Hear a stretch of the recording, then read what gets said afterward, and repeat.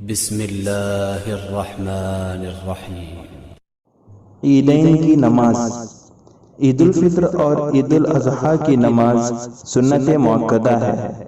اس کا وقت سورج نکلنے کے بعد سے سورج ڈھلنے تک رہتا ہے۔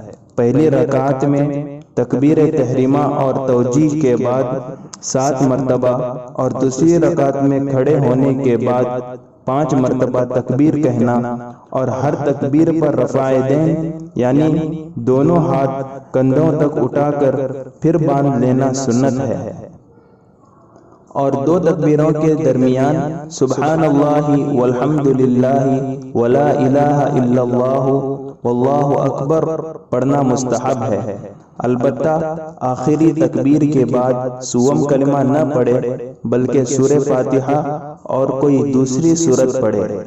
پہلی رکعت میں سورہ قاف اور دوسری رکعت میں سورہ قمر پڑھنا مستحب ہے۔